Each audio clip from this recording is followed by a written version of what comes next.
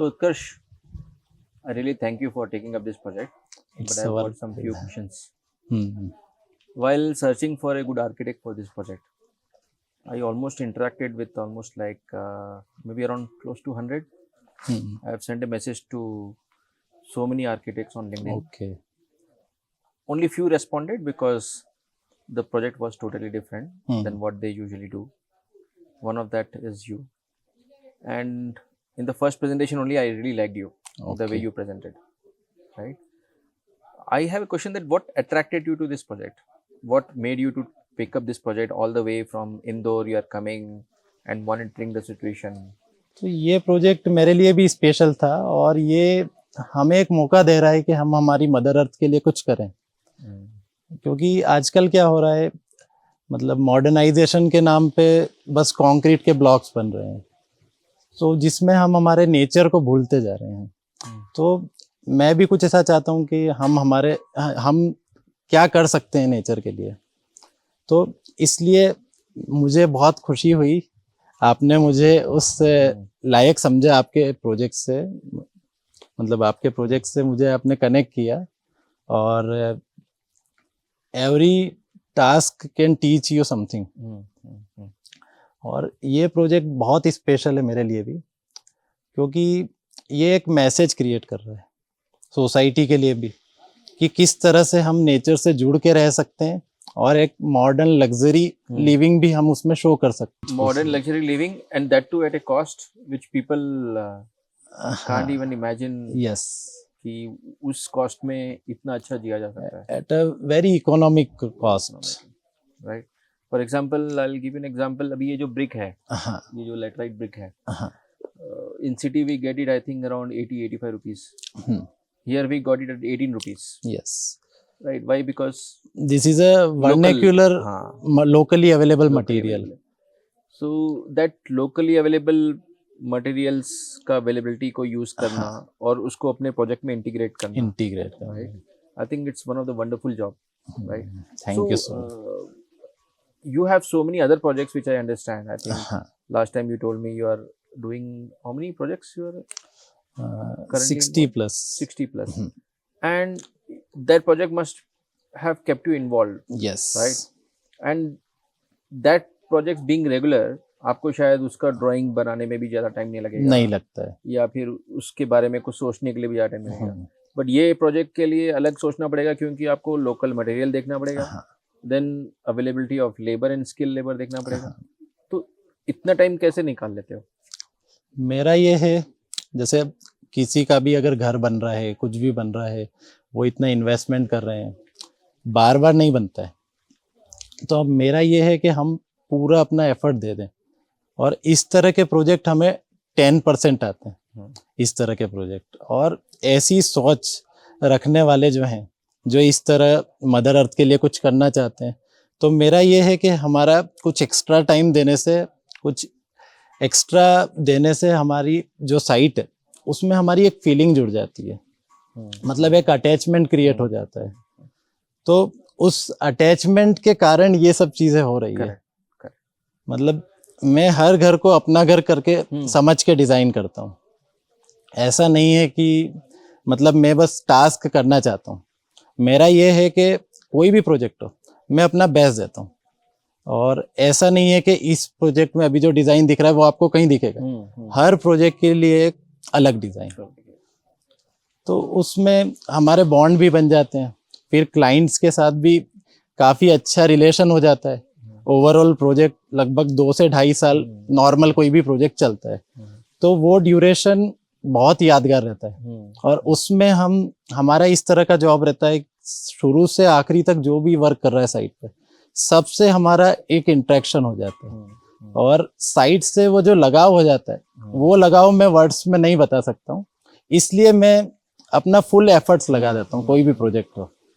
और मेन मेरा यही है कि यही सबकी सोच होनी चाहिए. और आजकल क्या है कि सब बस काम करना चाहते हैं, क्वालिटी से किसी को कुछ फर्क नहीं पड़ता है. और मैं इस प्रोजेक्ट के द्वारा एक मैसेज भी क्रिएट करना चाहता हूँ, जो कि अभी हम कंक्रीट के जो बिल्डिंग्स बन रही है, वो इन सब अपना नेचर से बहुत दूर जा रहे हैं। तो ये नेचर के साथ कनेक्ट रहने का बहुत अच्छा एक मैसेज है, और ये एक लाइफ बता रहा है जो हमने इसमें जी है प्रोजेक्ट में।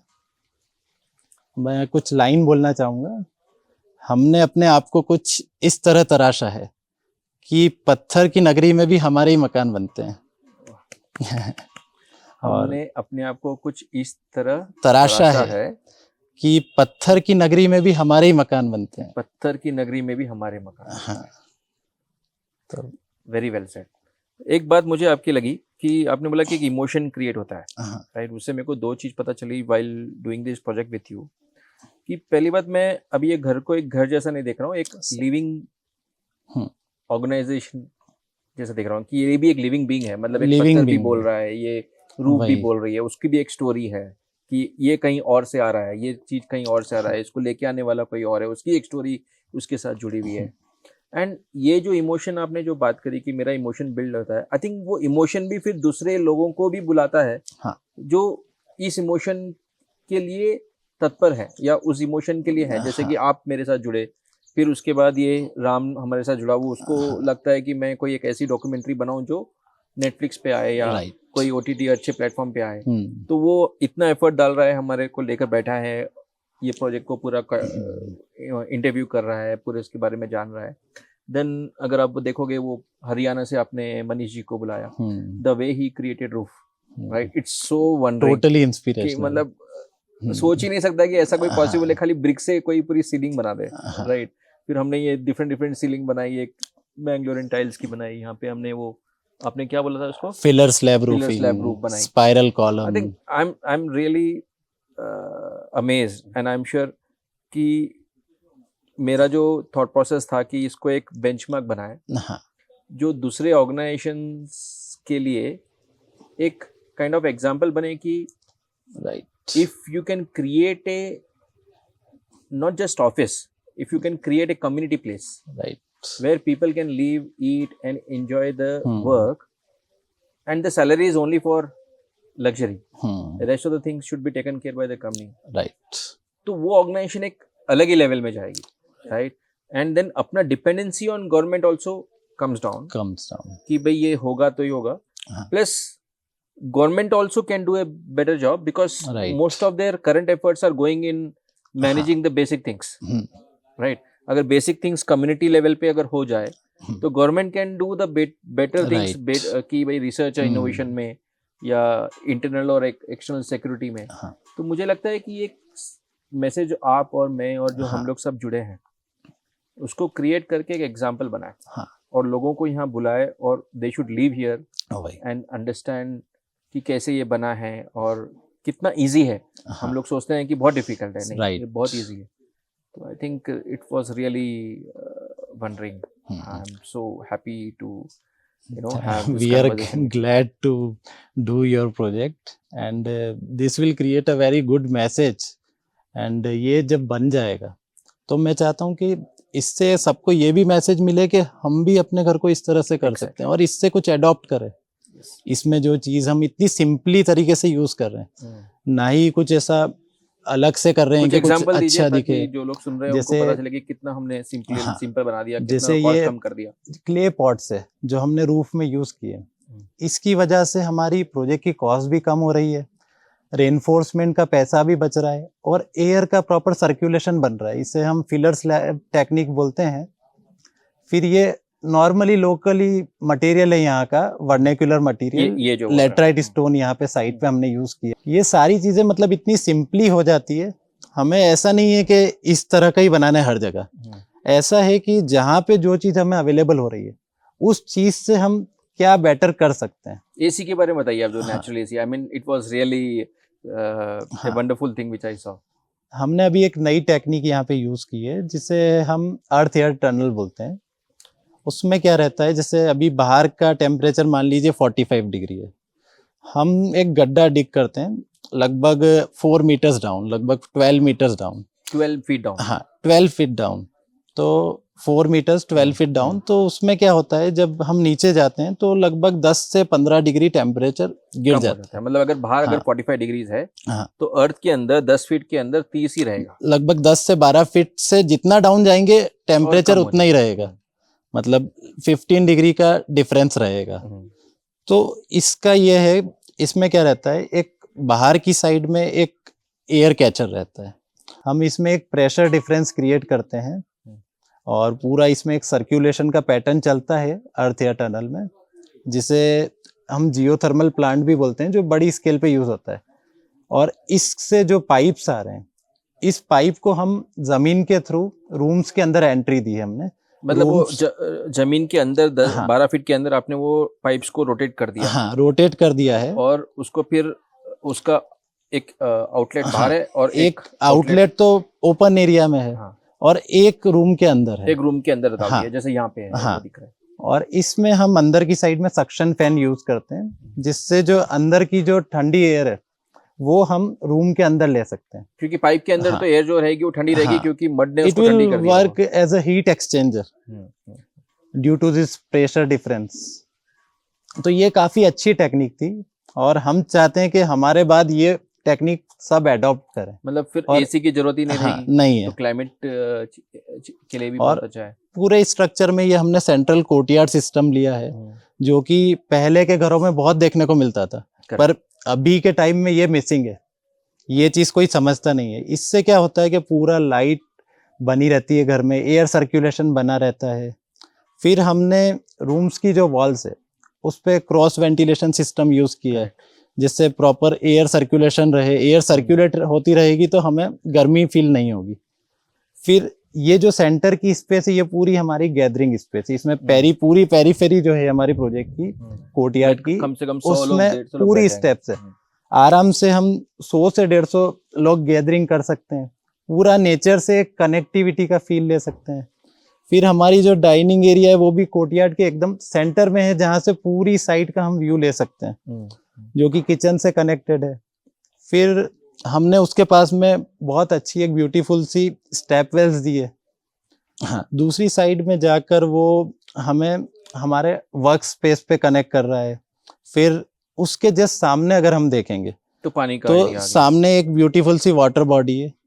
तो ये जो स्टेप्स आ रही है, मून आर्च आ रहा है, वाटर बॉडी आ रही है, ये पूरा एक सिंगल एक्सिस पे है, जिससे एक परफेक्ट विजन हमें मिलेगा।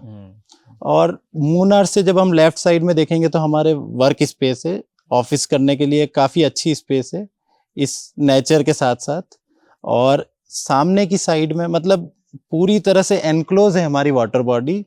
एक तरफ ऑफिस से, एक तरफ फार्म हाउस से, एक तरफ स्टाफ क्वार्टर से, और एक तरफ अपना आ गया। हाँ, नेचुरल एसी आ रहा है। ओपन स्पेसेस आ रही है, सिट आउट स्पेस आ रही है, जिससे क्या काम में भी एक नया मोटिवेशन मिलेगा। जैसे आजकल क्या रहता है, काम मतलब एक बोरियत रहता है, कोई करना नहीं चाहता है। तो एक प्ले एक्टिविटी टाइप हम उन्हें, कभी यहाँ बैठ गए, यहाँ पे काम किया, यहाँ पे एनवायरनमेंट अलग हो गया, बाहर बैठ गए, अंदर बैठ गए। तो इससे क्या काम में मन भी लगा रहेगा और एम्प्लॉय भी हैप्पी रहेंगे और नए नए थॉट्स आएंगे। हमसे क्या एक्सपेक्ट करते थे और क्या हमने अचीव किया है, क्या हम वहां तक पहुंचे हैं, या क्या हमें आप कुछ सजेशन देना चाहेंगे इस प्रोजेक्ट के बाद। ये आपने एक बहुत ब्यूटीफुल और बहुत डिफिकल्ट क्वेश्चन पूछा है, राइट। सी द मोमेंट, मेरा बिलीव है कि हम लोग एक्सपेक्टेशन को अटैच हो जाते हैं ना, एक्सपेक्टेशंस रिड्यूसेस जॉय, राइट। मैं जब ये स्टार्ट किया था, मुझे सिर्फ इतना ही था कि कुछ ऐसा बनाए जो लोगों के लिए एग्जाम्पल हो और मेरे लोगों के लिए एक खुशी दे, काम के लिए, रहने के लिए एंड ऑल, जिससे सिटी का अनुभव, सिटी का लग्जरी भी मिले और रूरल का जो nature, air freshness, sweet water, शांति, पीस, वो भी मिले। तो I was only aware of that. Okay. And जब वो बोलते ना चलता गया कारवा बनता गया, तो उसके हिसाब से फिर लैंड भी मिली, उसके हिसाब से फिर आर्किटेक्ट आप भी मिले, उसके हिसाब से फिर कर्मचारी भी मिले, उसके हिसाब से सब वो ऐसे बनता गया। अगर आप मुझे बोलोगे अगले 2 साल में क्या बनने वाला है, I only know that it is going to be benchmark, but उसमें और क्या क्या चीज ऐड हो सकती है वो तो शायद भगवान ही हमें बताएगा। जैसे जैसे हम लोग आगे बढ़ेंगे, कुछ ना कुछ नए लोगों से मिलाएगा, कुछ ना कुछ नई टेक्निक्स देगा, राइट। एंड जैसा आपने बोला कि हर टास्क सीखने को मिलता है, तो आप भी उसमें सीखोगे, हम सीखेंगे, तो ये सब हम सबके लिए सीखिए। एक हो सकता है मेरे कहीं ना कहीं एक डिज़ायर है कि अगर हो सके तो ऐसे और 10 प्रोजेक्ट्स बनाने में हम लोग करें। आपको इसमें ये वीडियो देख के या ये प्रोजेक्ट देख के आपको 10 कॉन्ट्रैक्ट और मिले, या मैं ही हमारा एक नया बिजनेस स्टार्ट हो जाए जिससे हम लोग ये प्रोजेक्ट्स लोगों को हम लोग कंसल्टेंसी दे, या कैसे हम लोग बना सकते हैं। हमारा जो एक्सपीरियंस आया है लास्ट 2 साल में, जो हमको डिफिकल्टीज आई हैं मटेरियल प्रोक्योर करने में या कारीगरी में या उसमें, वो एक्सपीरियंस हम लोग दूसरों को एक कम्युनिटी बनाकर we can do the knowledge transfer, right. क्योंकि लोगों को लगता है कि इतना महंगा बनता है हाउस, राइट। अभी मैं जब कॉस्टिंग किसी को मैं शेयर करता हूँ तो उनको लगता है कि how it is possible, right, कि ऐसा पॉसिबल भी है कि ये 5,000 या कितना 7,000 स्क्वायर फीट हो गया अभी, 7 to 8,000 स्क्वायर फीट का घर इतने घर कम में कैसे बनता है। वो खाली एक ऑप्टिमाइजेशन का है। लोग को एक ऐसा बताया गया है कि घर बनाना बहुत मुश्किल, ऑफ कोर्स मुश्किल है, लेकिन अगर आपका पैशन अलग उसमें जुड़ा हुआ है, उसके इमोशन जुड़े हुए हैं, तो मुश्किल को आपको हिम्मत भी मिल जाती है कि उसको डील करने के लिए आइडियाज भी मिल जाते हैं। तो मुझे लगता है कि going forward this should be a remarkable project for everybody. Thank you so much.